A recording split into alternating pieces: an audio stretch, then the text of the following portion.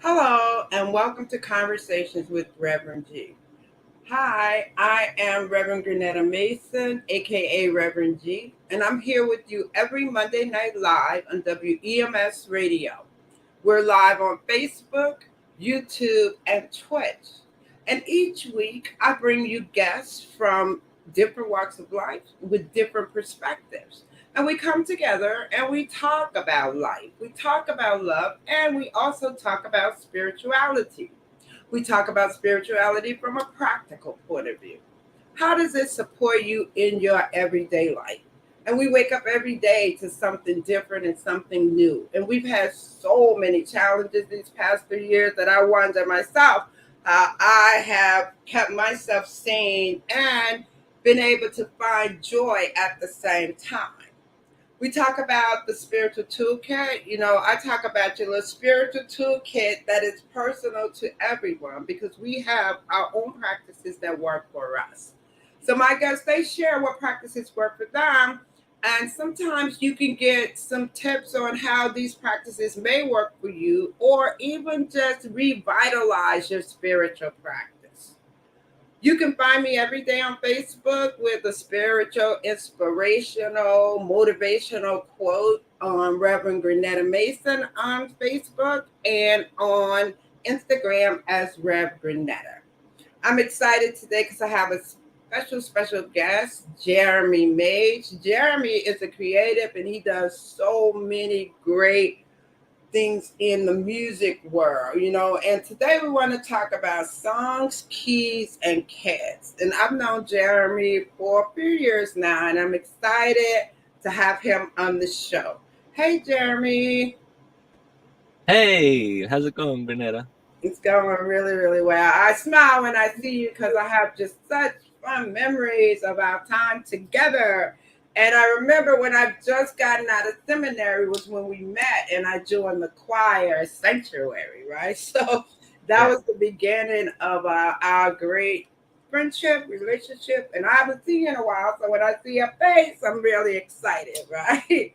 So I love when I say it. So how do you want to advertise? You said songs, keys, and cats. And I was like, yes, I get all of that, right? So let's talk about, let's start with, I know you're in music and you've introduced a lot of songs. So a lot of your new songs, let's start with like where you are in the like creative aspect with the new songs that you've written. And I know they all have great messages.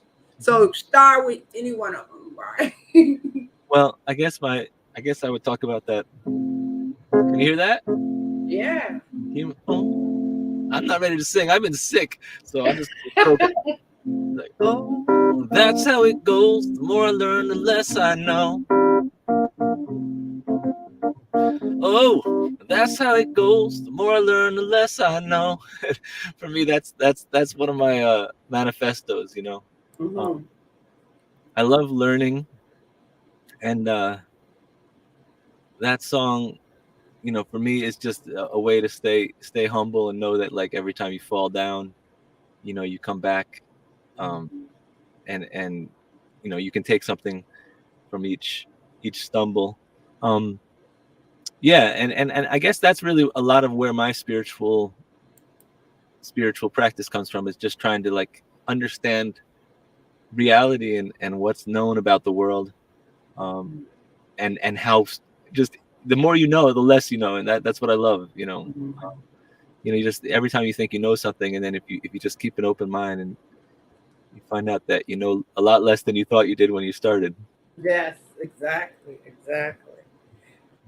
So I know that one of the topics that's really important to me that I like to talk about. Remember when I was talking about spirituality and how it supports you.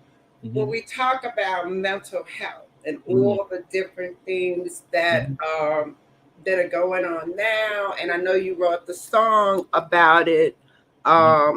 Here's to the broken, right? Yeah. So, how can you talk about some of the lyrics and how you came up with that, and Yeah. how I feel like your music is inspiring and it inspires people. So let's start with like mental health over this past 2 years. What's been your experience, and then how you created these songs? Yeah. Yeah. Well, I think the pandemic, of course, brought it into the forefront, but it's a phenomenon that's been happening before that too, which is that we're so encouraged to present our best side all the Mhm, time. There's so much mhm, pressure to like mhm, mhm, you know mhm, mhm. be yeah, just show everybody that you are remotely acquainted with that you're doing your thing and doing it well, and then it's like, well, what if you're not, Mm. what if you're struggling, and what's the space for that?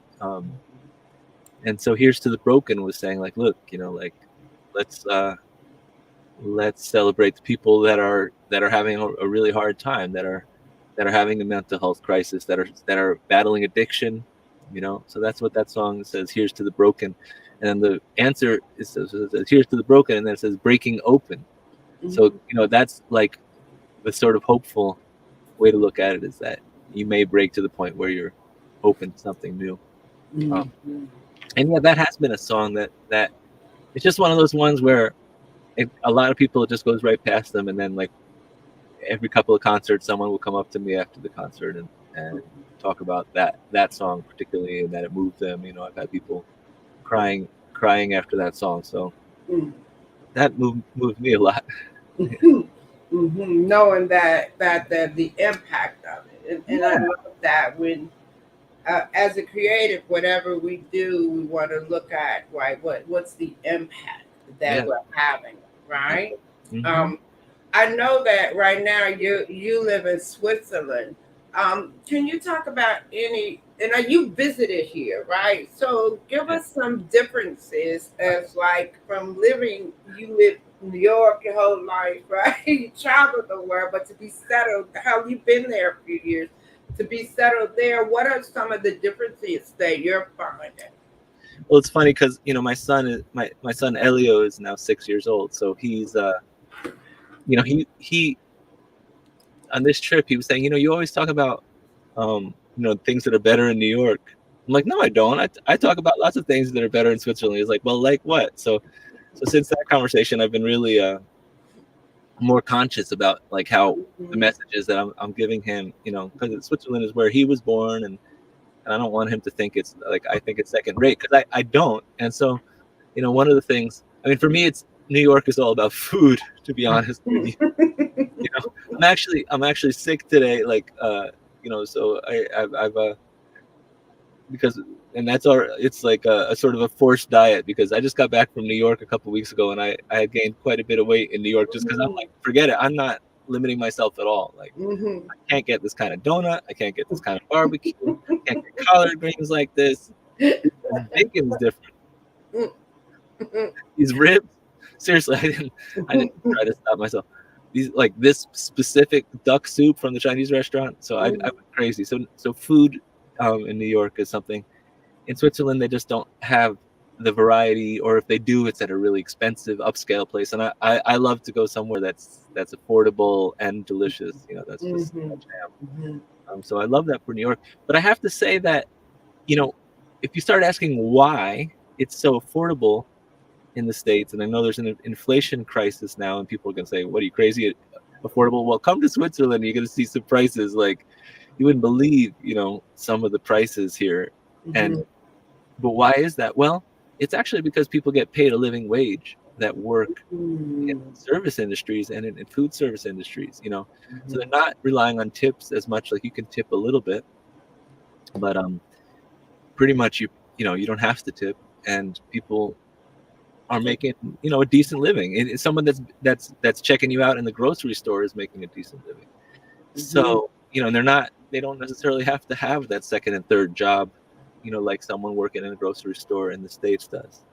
So there's always two sides to everything. There is. But Why Switzerland for you? oh, well, my wife is Swiss. We met in New York. Okay. but there's a song on my if you go to my Spotify channels, you'll see Priska Priska, Mm-hmm. and so that's the story right there. Actually, we used that song in an immigration hearing for her when she was getting American citizenship. Mm-hmm. She was like, it was funny. The woman was like, the whole thing was funny, but you have to prove that it's a real relationship. Right. Okay. I played her the song, I gave her the CD, and she's like, "Well, you should just be glad her name ain't Jenny." But the funniest part about that, speaking of spirituality, is like she's like, "Just place your hand right here and raise your right hand." Mm-hmm. And she's like, and she's looking at the desk, and there's no, because now people are sensitive about stuff, which it's okay to have separation of church and state, but all there was on the desk was a stapler.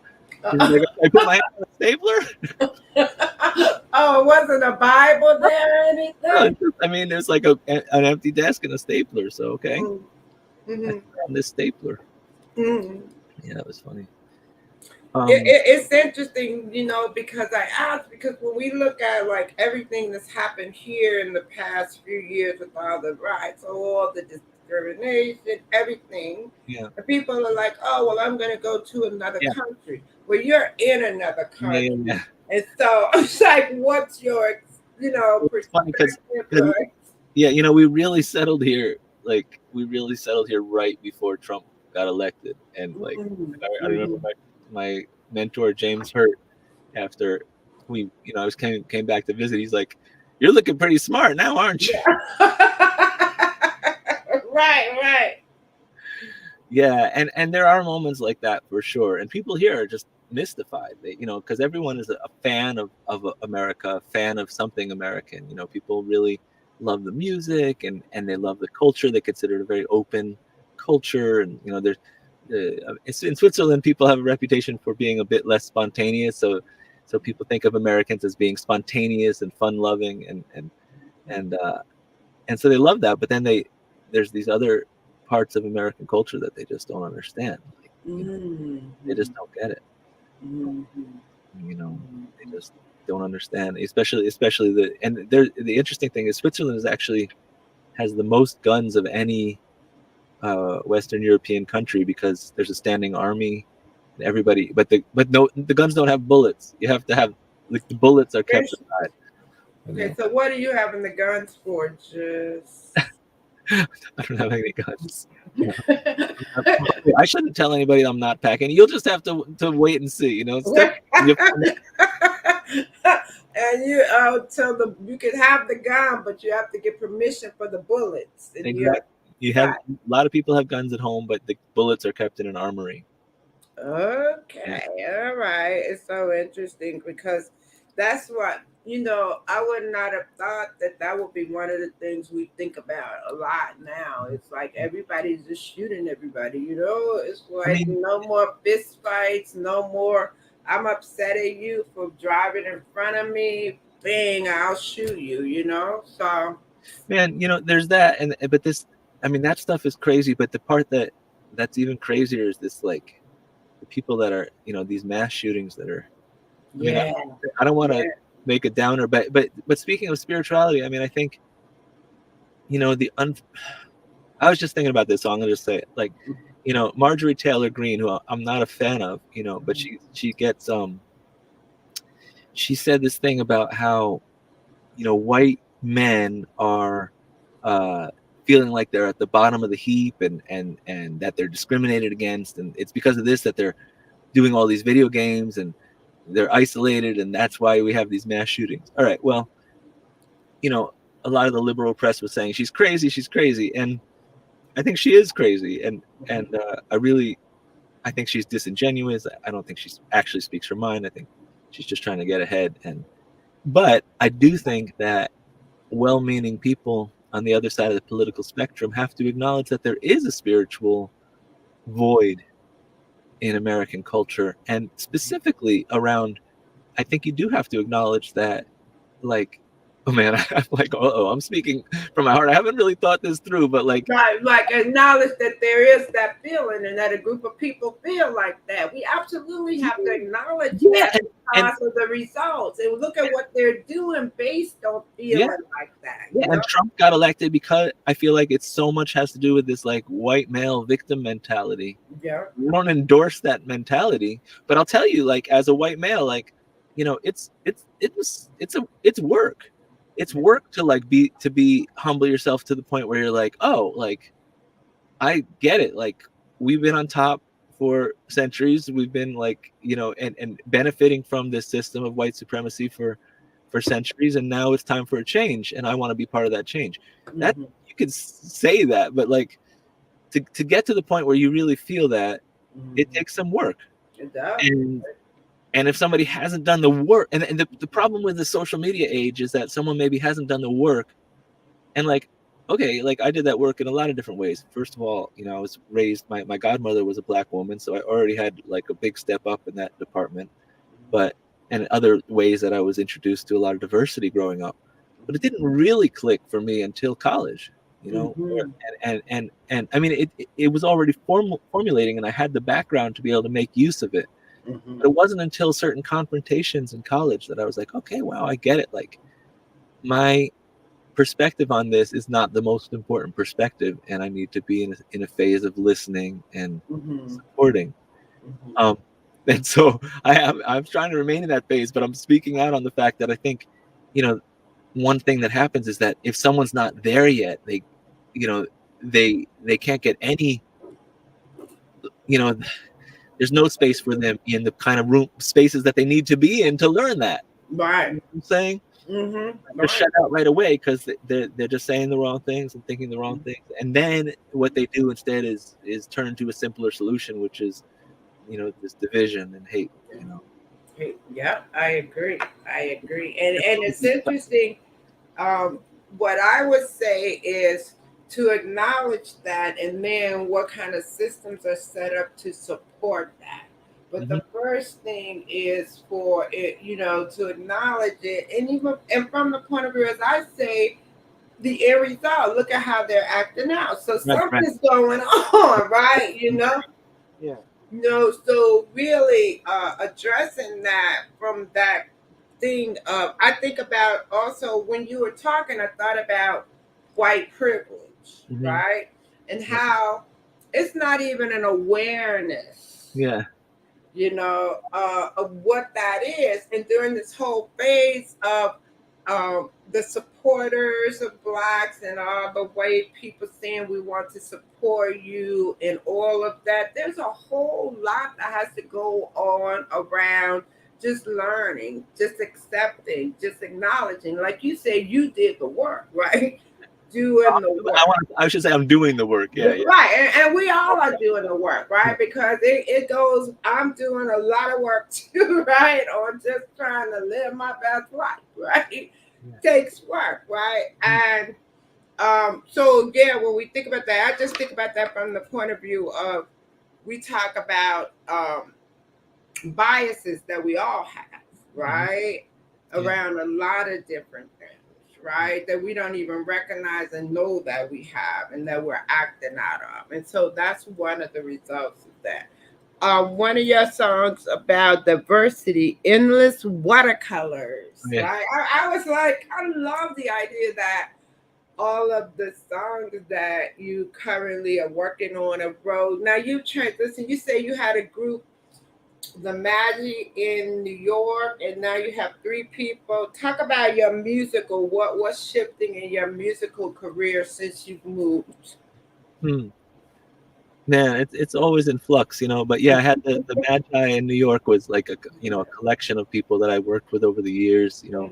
Oscar Debe, and Kenny Lewis switching around on drums, and always great bass players, and I had the privilege to work with some great singers. Um, Actually, Purnell and Oche were backing us up on one concert that was great. Remember Oh Purnell, wow. who was in Yeah. the choir that we met, and her and Oche from that choir. That was a lot of fun. Um, Yeah. but it was big, it was a big band, and when I got here, it just kind of came together. It was just sort of spontaneous and natural the way it evolved to be now a trio. And it's fun for me. I like playing left-hand bass on an analog synthesizer. So I really I'm a piano player first, so I love to play a real instrument, a real piano. But if I can't do that, and a lot of times that's not available on a gig, I'd rather play an analog synthesizer because it's not an imitation of a sound, it's a production of a sound in real time. It's a subtle difference, but for me, it makes a difference. I'm not into playing my music on a fake piano. Right. Like, Well, like I read that you said like you're a multi instrumentalist, yeah, right? I was like, yes, how many instruments is that to become that multi, right? yeah. Yeah, well, I mean, guitar and piano are certainly the main ones, but I Mhm. play percussion and I play some Indian flute, and yeah, the Indian from North India. I studied a little bit of Indian classical music, and I'm out of practice, though I got to admit with that one. Mhm. It's the reason I started it when I was over there was because it's as much the opposite from piano as you can get in terms of size. Like Mhm. super lightweight, you can bring it anywhere. You Um, started piano as a kid? I did. I was about 8. Yeah, Wow. 8, and I quit when I was 12. Mhm. And then I went to guitar, and then I came back to piano on my own terms after Mhm. a blues teacher. And you know, I really I didn't have the mentality for reading music. It was difficult for me. I learned to do it, but I was never very good at it, and I always wanted to just mess around with stuff. And my mom would always say, "Don't stop messing around and play the music." But finally, when I was 13, 14, I found the teacher who just helped me learn how to mess around. Mhm. And that doesn't mean that it would be right for everybody. Somebody else might have started with an improvising teacher. I mean, Mhm. because for me, for example, as a teacher, I generally go with improvising and stuff, and there might some of my students might benefit more from just get told do that. Mhm. Mhm. For me, it was really great to meet that teacher who knew how to take my interests and just fill in the blanks and get more tools. John Esposito, shout out to John Esposito. Cool. I one of the questions I ask all of my guests is to talk about your spiritual journey. You started as a kid as a Baptist. You grew into the same way you just say you started on the piano. You dropped it to do the guitar. Good. Take us on your spiritual journey, where you started as a kid and where you are now. Hmm. Well, I mean, really, I grew up in a fully atheist household, actually. Fully Mm. atheist. And my mom is Jewish, so I grew up mostly with her. So Mm. that was the Jewish intellectual tradition, Okay.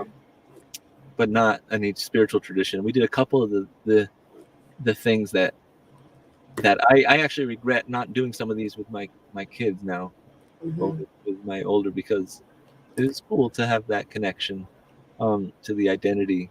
Um, but it's stuff like Hamantaschen, which are these 3 point. I mean, that's the main one is the Hamantaschen, because they're these tri-pointed cookies, and I mean they're delicious. So if you have an excuse to eat cookies and feel like you're doing it for spiritual reasons, I mean it's crazy to do that. So I have Right. to bring that back. Um, but my mom, I think, really her spirituality is based on nature, and she's just always wanting to be swimming in a lake, or paddling on a river, or hiking up a mountain trail. Mhm. That is, I had no choice but to do that. She always laughs about, at some point when I was 8 or so, I said, "Well, Mom, I'm not an outdoor kid, I'm an indoor kid." but but she didn't accept that, so I had to go with her. She was also a single mom, so I had to Mm. go with her because there was nothing else for me to do. So I learned to love that. So I would say that a lot of and when I was 13, a lot of my I had friends that were Jewish and friends that were not, but my Jewish friends were doing these bar mitzvahs, so they'd Mhm. go, and I mean, I had one friend who, I mean, he had a wealthy uncle. I mean, I don't know how I knew the number. I guess someone was bragging about it. It was something like $22,000 on this property. On the bar mitzvah, right? Yeah. And I mean, I didn't have anybody that was going to spend $22,000 on my bar mitzvah, but I also didn't have it. I didn't have that kind of connection to the faith, and I didn't want to spend the time learning Hebrew. But I liked the idea of marking the passage into adulthood. So I went to this really beautiful cliff, and actually, yeah, it's called Bonteque Crag, and you scramble up it. It's an intense climb, but not technical, but exciting. And I stayed up there for the night and alone when I was, I guess, 13, and that was my initiation. I did some writing, and so I guess it was my idea, but it's sort of a vision quest idea, and my mom didn't discourage me. I guess she was worried, but so that was sort of finding my own way to say, well, it's important to mark the big events in our lives, even if we don't belong to a specific faith tradition. And then I think after that it came down to I think I started to develop an interest in Buddhism. I read the book Siddhartha by Hermann Hesse in high school, and it really blew my mind. And yeah, so I think the two prongs of that was that, and my dad who I didn't live with, but I saw him a couple times a year, and he's a blues musician who also, so he's kind of got me into that, and my godmother also got me into gospel. So I had that kind of aspect. We went to see this musical called Mama, I Want to Sing. Right. They're doing it again now, revisiting. Oh, okay. Yeah, because it's a there was a choir there called Wednesday Sings, right? Okay. So I sang with that choir for a year, right? Right. Which was pretty cool. I had some great experiences with them. But yeah, she's bringing it all back, and even right now they were on America's Top Talent. They're doing some things. Interesting, because that was a while back. Wow. Yeah, no, this was, it might have, I don't know if it was 90s or 80s. I think it was 80s. 80s, I think so, yeah. It's in the 80s. So, that, and then I also took this course with Baba Alatunji. There's the Omega Institute in upstate. Baba's wife was my spiritual advisor. Yes, Sister Amy Bell. And the interesting thing was Sister Amy Bell took me through my whole spiritual journey, right? That got me, I say, was very instrumental in who I am today and who I show up as, and everything I learned about spirituality during that time. I met her when I was 30, and I walked through it all with her because I was all over the place, right? Wow. So then I haven't, we always been in touch, connect. I haven't been able to talk to her, right? And all of a sudden, like a month ago, I saw her on Instagram. They were honoring her at one of these African places in Brooklyn, and it was so beautiful to see her. I didn't get to talk to her. I didn't even get to connect with her. But in that moment, she always said we are always connected, right? And I believe that we were always connected. But that moment of seeing her picture and seeing that she was okay, we were connected again. So it was like a small world. And I think about, you studied with Baba Alatunji, and now how did you end up in the church with Jane and us? How did you end up at Sanctuary? That would be interesting. Well, let me say that I just want to stay with the Alatunji thing for a little bit, because that became a real part of, like, a really important thing that I needed to understand. What, because there were just moments in that workshop where it was just, so far beyond me, and there's that bell pattern. You remember we did that We Are Music? Yeah.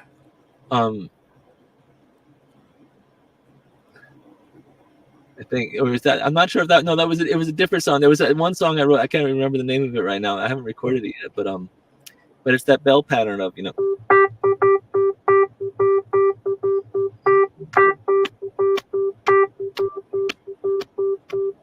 this is just this very, very deep, the Afro bell pattern, and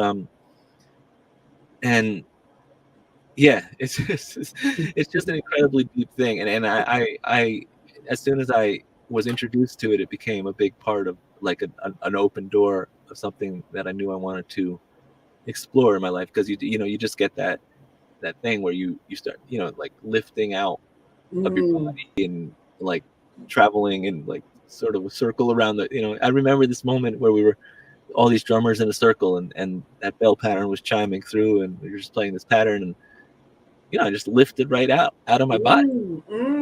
Yeah, okay, that I wasn't moment. planning Wow. on it. I didn't have some preconception that would happen. I really didn't have. No one prepared me for that and said, "Oh, that you might leave your body." No one said that. Right.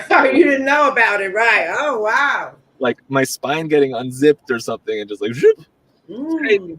And then there were other, there were moments like that, and I think those experiences, were very informative and formative. And when in college, I ended up being a pianist at a gospel church, Hope Community Church, which is a great church that was a full-on gospel church, but that was run by a gay pastor. So it was a very inclusive church, which was, this is the early 90s, which is, pretty outspoken and brave at the time, and I was hired not to do the gospel parts of the service, which were being handled by the pastor's mom, who was just killing it. But he had also these kind of show tunes that he had done with his partner, and his partner had died, I believe, of AIDS, and so, I came in to kind of bring these tunes back, and the tunes were cool, but I was more fascinated by what his mom was playing. I was like, wow, what is, like, that's what I need to learn. So that started a process.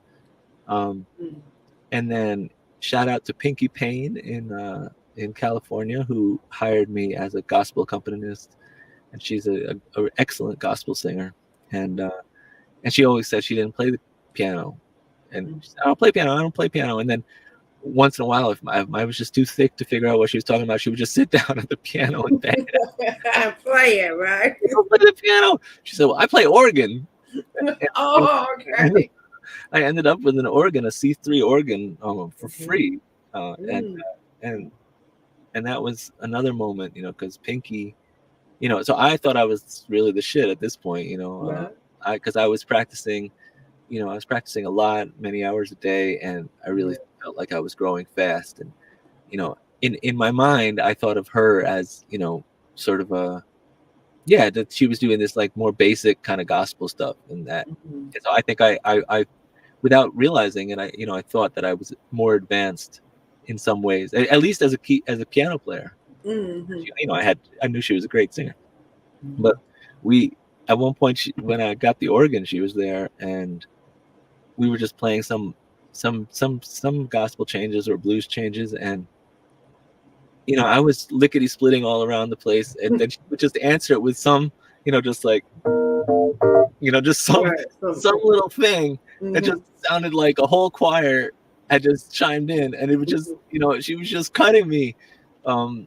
Everything she played was just so rhythmically in the pocket, and so soulful, and that was another one of those moments where you're like, okay, like the more I learn, the less I know. Like I have a lot. I may never reach that point, but it certainly, gave me that much more incentive to dig into that tradition and just love that rootsy, like, that grounded feeling of, and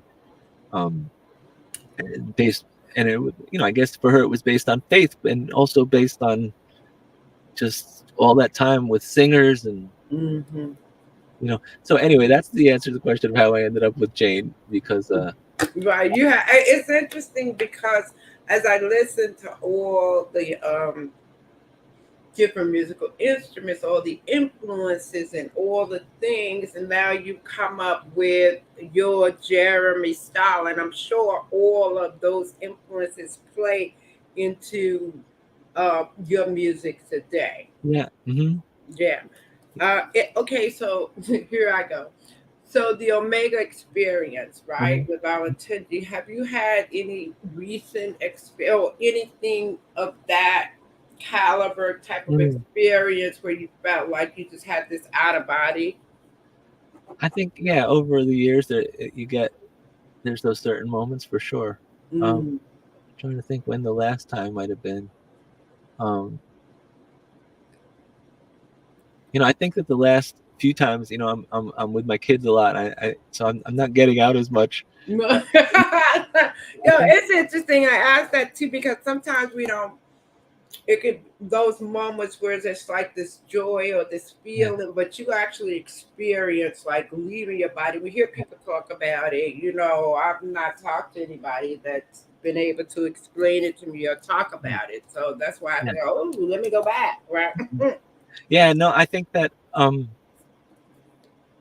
if I think about the most recent time that I really had that feeling of like a chill that just kind of took my whole body, and then I felt like I wasn't really there anymore. There was just kind of the music transporting, was actually a song by a group called The War on Drugs. Their Mm. most recent album, and it's a song called I Don't Live Here Anymore. It's kind of a breakup song. Um, it's a great song. Mm-hmm. And I wasn't even expecting it. Again, it was like, I was like, I like this band. It's a new record. Let me check it out. Mm-hmm. I just had my headphones on. I was literally in the laundry room, washing out like diapers or whatever. Like, oh, that's cool. And then like gets to the outro and like more voices join. And this the singer from this band, Luscious, is a guest on that track. Mm-hmm. And I was just like I didn't know what happened. I'm like just dancing and like Mm-hmm. crying, and that was so it just sneaks up on me.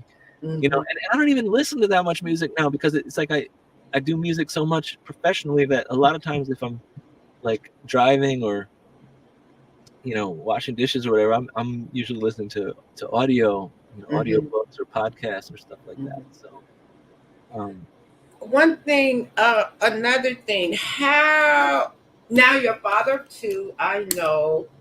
What would you say are some differences in who you've become in these days? And then so many things I wanted to know based on your spirituality. What do you teach in the kids? How do you see that going? oh man, Those. that's a great question. Yeah. Yeah. Well, you know I try to teach. Well, first of all, I try to say that I don't have all the answers, No. and that this is something really personal, and that there's people that believe things very deeply that aren't what I believe. Mm-hmm. And that I talk about Elio because Benji is one, so Right. he really verbalize that with him. Um, um, but it is interesting, I remember one time that it really came up, was with this when McCoy Tyner, who's the pianist for John Coltrane, Mm-hmm.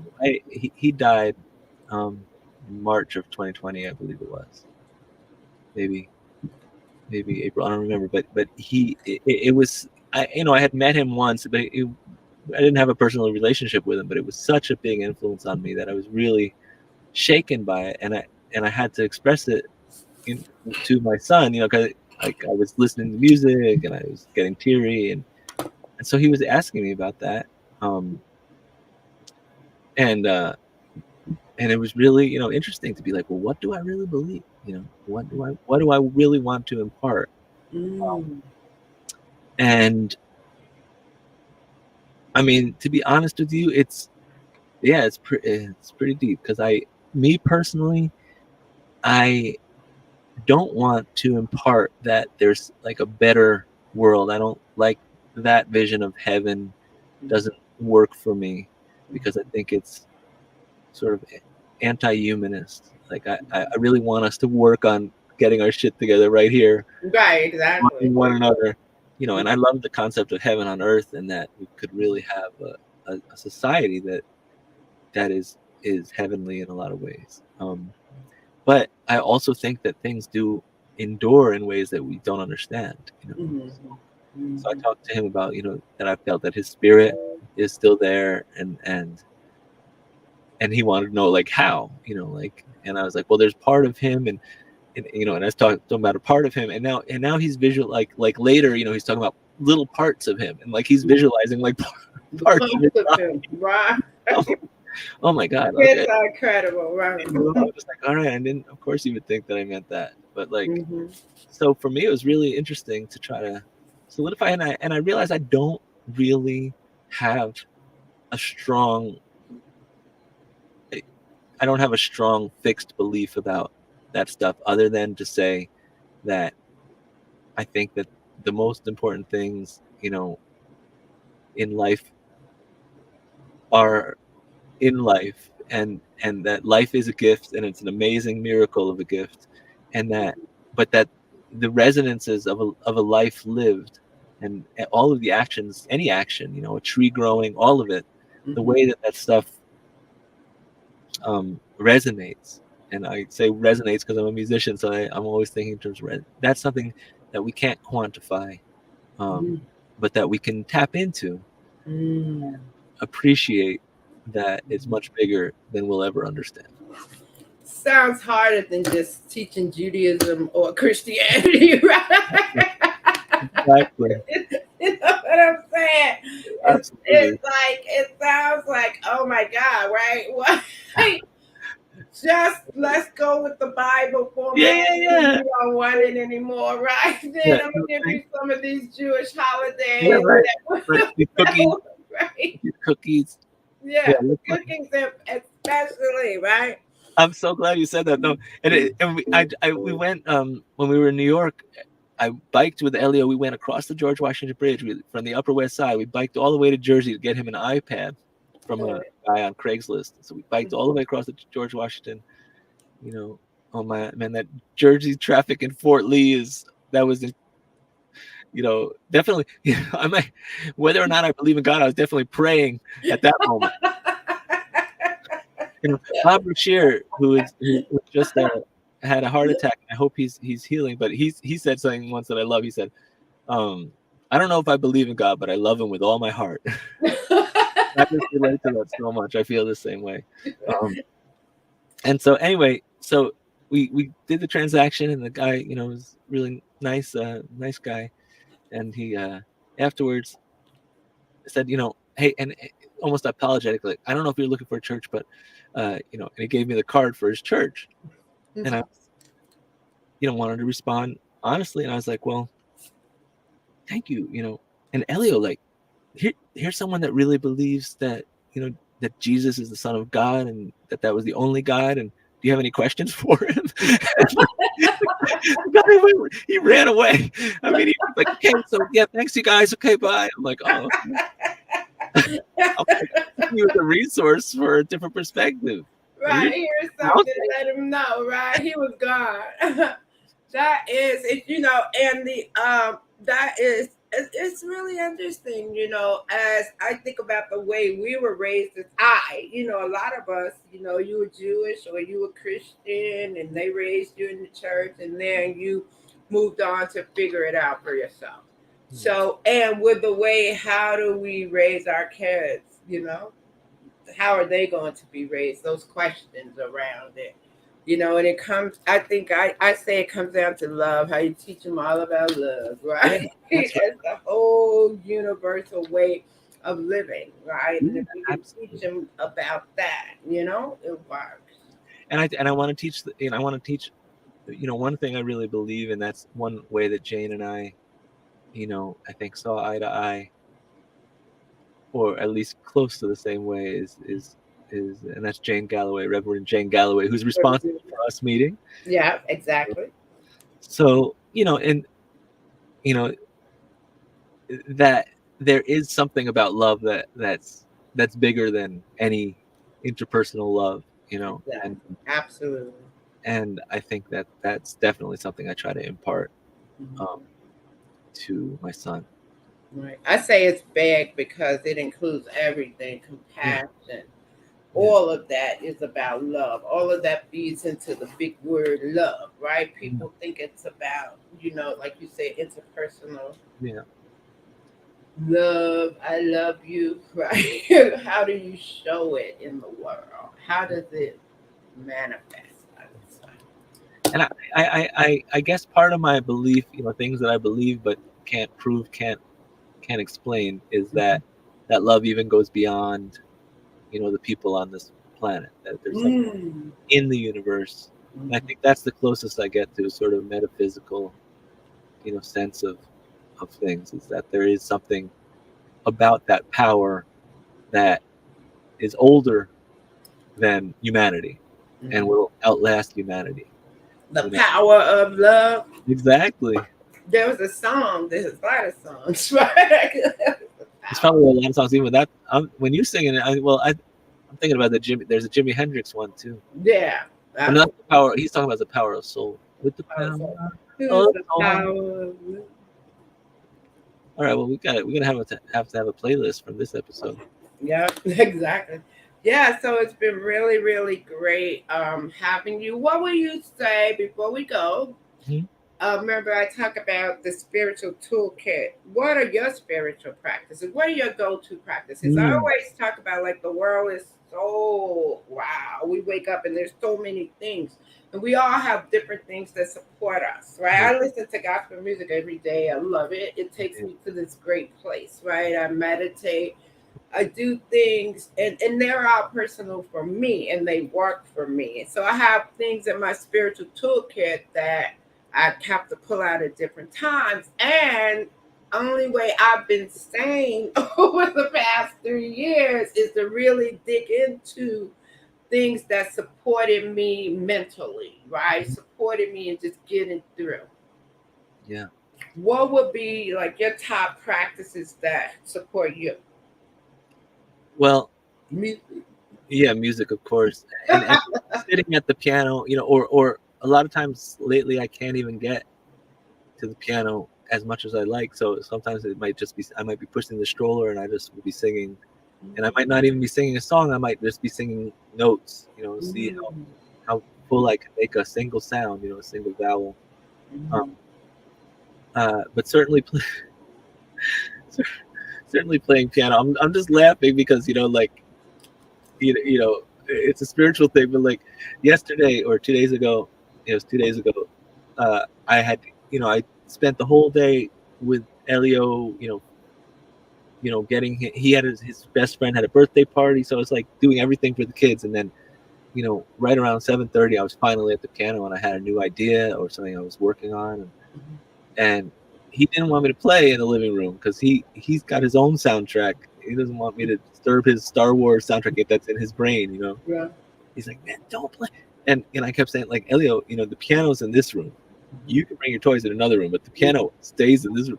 And finally, I just bugged out. I completely lost it. I kicked. He had his magnetiles, box of magnetiles. I kicked the box of magnetiles. Like, leave me alone. And I almost broke my toe. Wow.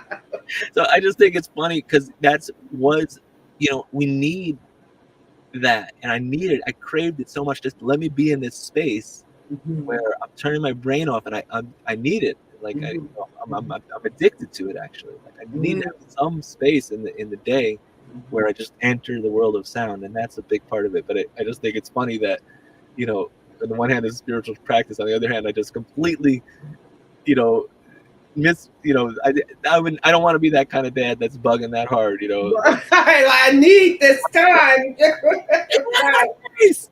It Let me impressed have it. you know Right. and I talked to him like, hey, that was dumb, like I almost broke my toe, and also like I don't want to act like that with you, but you need to understand, like, you need to play, I need that space too. But lately I've been really working with breathing a lot more. There's this app actually for if you're scatterbrain like me. There's this app called Breathe, which is great because you can set the timing of your inhales and exhales, and it gives you a sonic cue.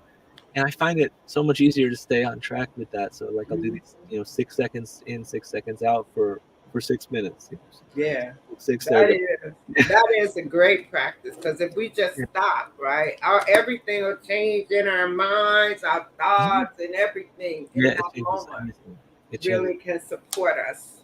Yeah, Yeah. that and nature. That's getting out in nature and working my body, working, getting up a sweat and just Mhm. moving through nature like that is those are the three big ones. Good one. Well, it's been exciting to chat with you tonight on Conversations with Reverend G. Thank you for joining me.